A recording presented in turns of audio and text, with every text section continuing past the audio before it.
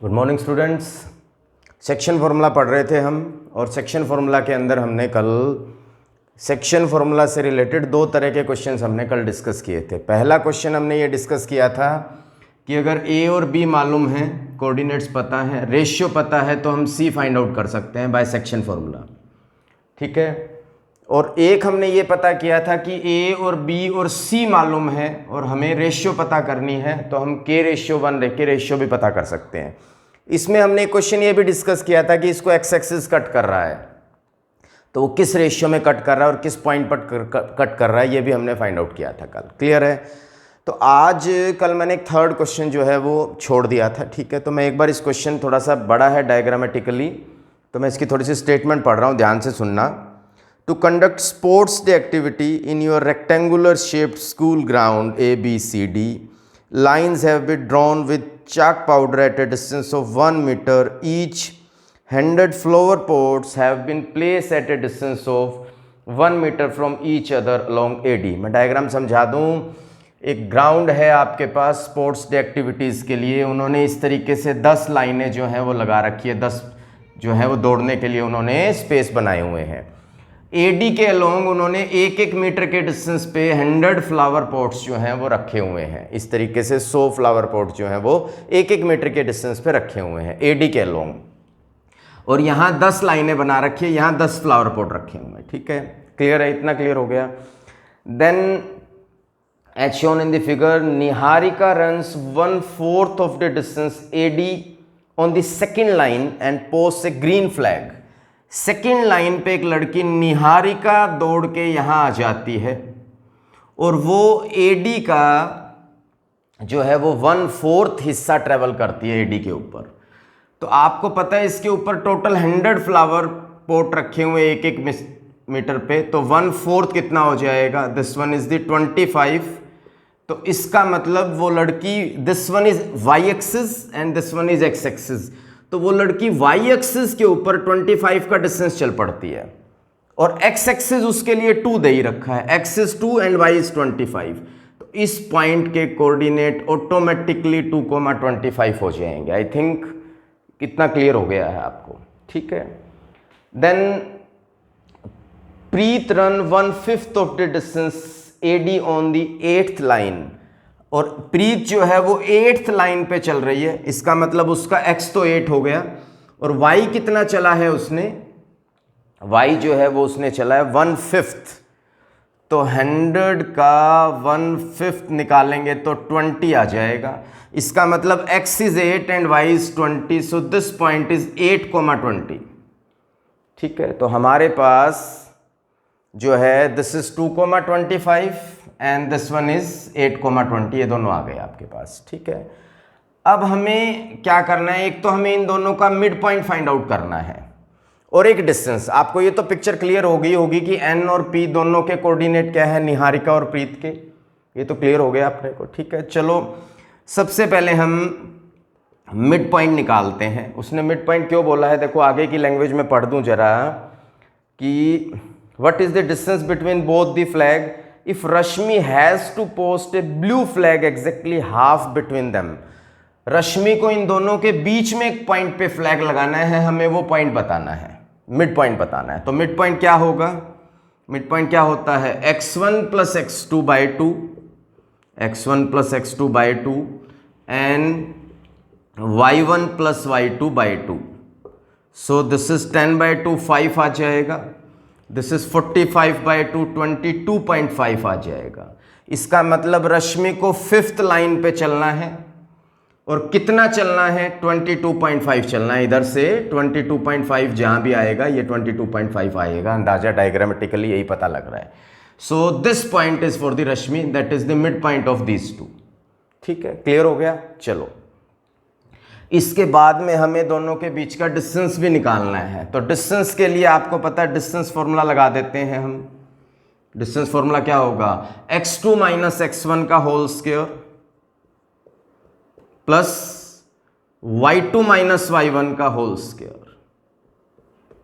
ठीक है। सो कितना आएगा आपके पास? 6 का स्क्वायर 36, 5 का स्क्वायर 25, तो कितना आ जाएगा आपके पास, √61 आ जाएगा। इसका मतलब दोनों का जो डिस्टेंस है वो कितना हो जाएगा, √61 हो जाएगा। ठीक है, so in this way we can tackle this third question. ठीक है, बहुत आसान सा क्वेश्चन है।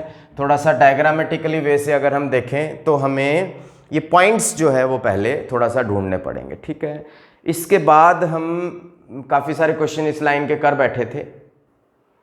देन क्वेश्चन नंबर 6 जो है वो देखिए जरा, 1, 2, 4, y, x, 6 and 3, 5 are the vertices of a parallelogram, so find x and y। ध्यान से देखिए, कभी भी अगर पैरेललोग्राम का क्वेश्चन आ जाए, एक ऐसा एग्जाम्पल भी मिलेगा आपको और आप चेक कर लीजिएगा।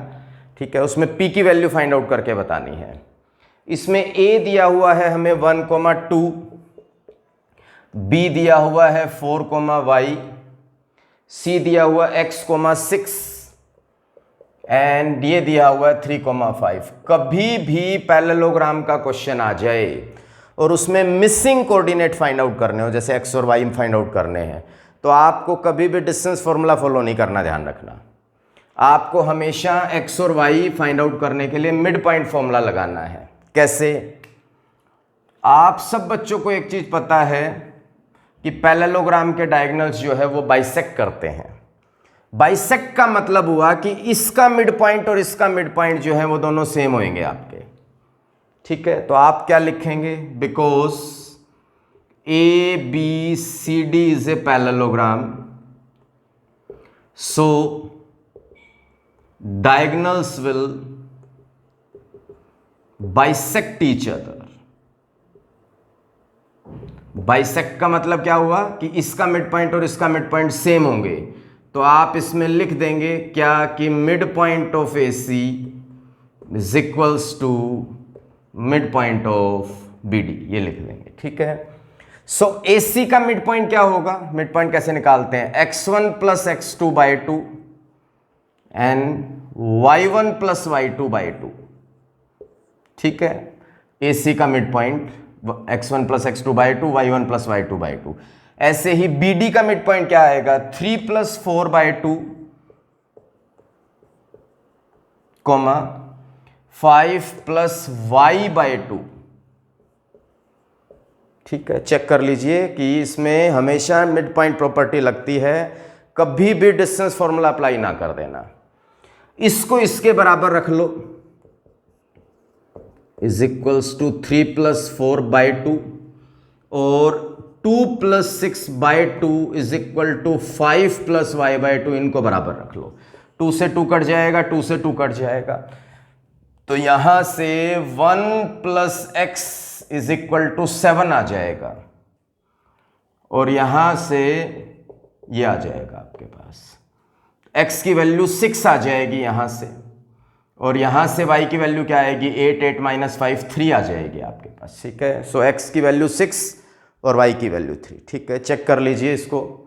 ठीक है, तो इस तरीके से हम कभी भी पैरेललोग्राम का क्वेश्चन आ जाए, मिसिंग कोऑर्डिनेट निकालना और डिस्टेंस फॉर्मूला कभी मत लगा देना, कहने के बावजूद भी डिस्टेंस फॉर्मूला लगा देते हैं बच्चे। ठीक है, so again this is a good use of mid point formula. 6th question. ठीक है, 7th क्वेश्चन भी मिड पॉइंट का ही है, देखिए जरा। This is find the coordinate of A point A। एक सर्कल हमें दे रखा है, उसका डायमीटर हमें दे रखा है A and B।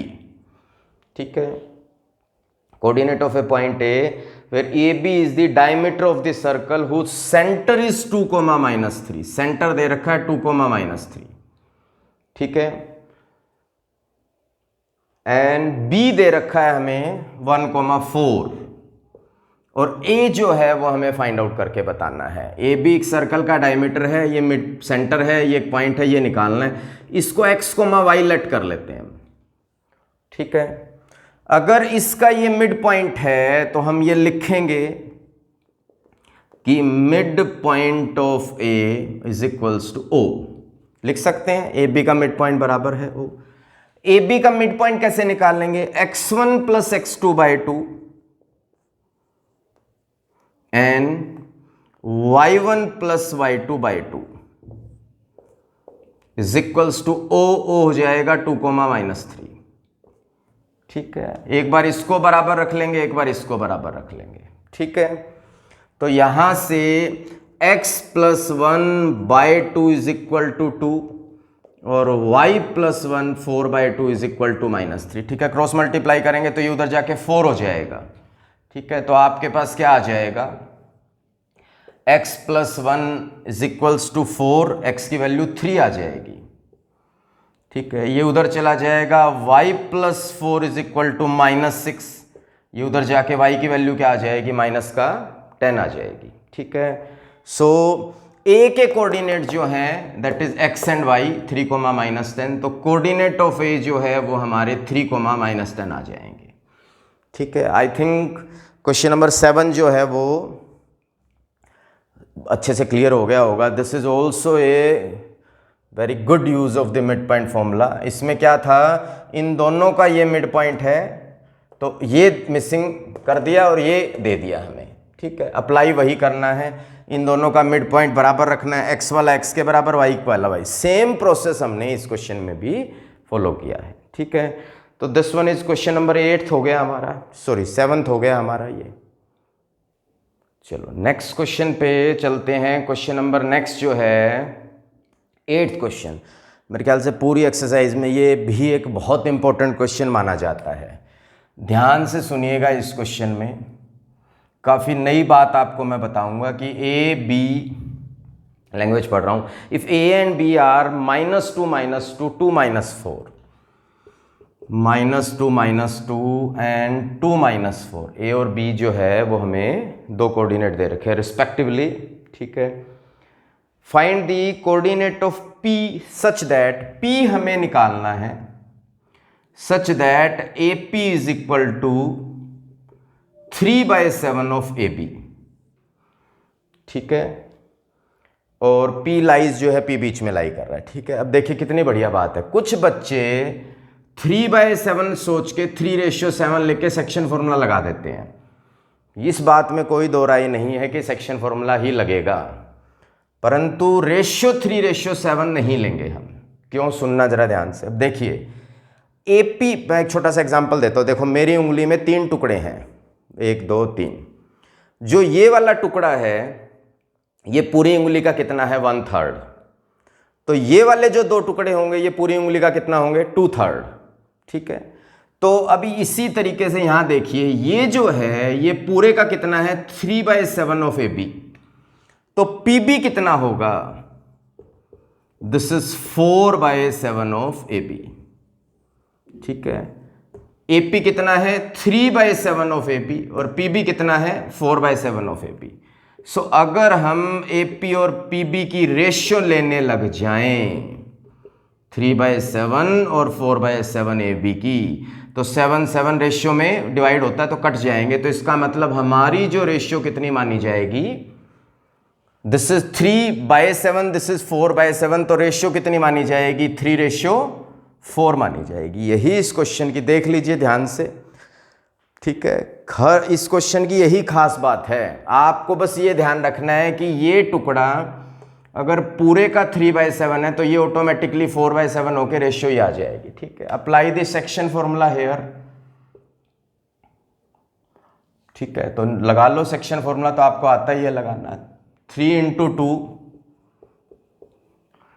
+ 4 × -2 over 3 + 4, then 3 × -4, 4 × -2 over 3 + 4। ठीक है, तो ये क्या आ जाएगा आपके पास, 3 × 2 = 6, 4 × 2 = -8, तो माइनस का 2 आ जाएगा, एंड दिस इज 7, -12 एंड -6 -18/7। ठीक है, तो हमारा आंसर क्या आ जाएगा, -2/7 एंड -12 एंड -8, सॉरी मैं 6 कर गया, 20, -12 एंड -8 -20/7। तो हमारे जो P के कोऑर्डिनेट हैं, देखो इस क्वेश्चन में कोई नई बात नहीं थी, बस रेशियो ध्यान रखनी है, बाकी काम तो सेक्शन फॉर्मूला ने ही करना है। ठीक है, सो ये हमारे क्वेश्चन नंबर 8 तक हो गए हैं। 9th क्वेश्चन हमने कल के लेक्चर में ही पढ़ लिया था, और 9th क्वेश्चन था जिसमें हमने 4 इक्वल पार्ट किए थे, 1:3, फिर मिड पॉइंट वो लगाया था जिसमें हमने, ठीक है।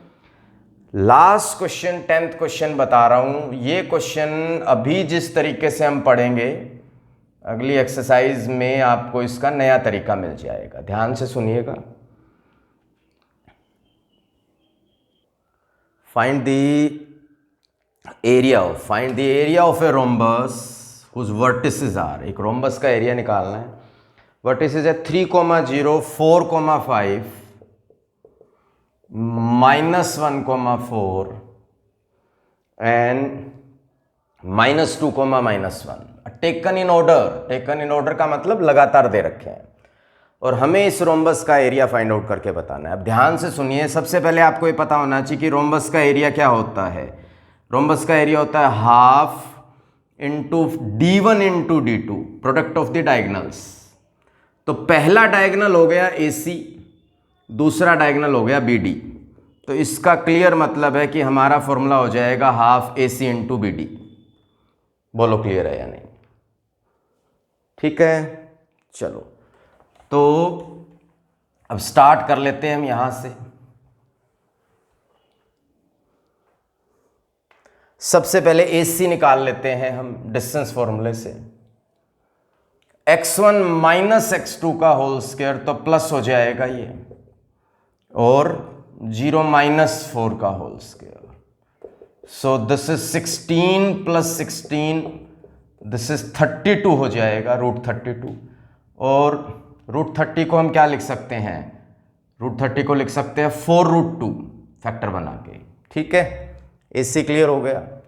अब आ जाते हैं दूसरे डायगोनल BD के ऊपर। दिस इज BD, वही x1 माइनस x2 का whole square plus y2 minus y1 का होल स्क्वायर। डिस्टेंस फॉर्मूला लगा रहे हैं हम। सो 36 एंड 36, दिस इज √72, और √72 को हम क्या लिख सकते हैं भाई? √72 को हम फैक्टर बना के अगर लिखे तो 6√2 लिख सकते हैं। 6 इंटू 6 इंटू इसके फैक्टर 6 इंटू 6 इंटू 2 हो जाएंगे, तो एक 6 बाहर आ जाएगा, 6√2। सो एरिया क्या हो जाएगा आपके पास? Half into 4√2 into 6√2। 4√2 इंटू 6, 6 या 24, √2 into 2 48 divided by 2 24 square units, ये आ जाएगा आपके पास, ठीक है। चेक करते हैं, यस 24 स्क्वायर यूनिट्स बिल्कुल सही है हमारा, क्लियर है। सो इस तरीके से आप जो है वो एरिया पर, अगली एक्सरसाइज में आपको मैं एक नया मेथड बता दूंगा, ठीक है।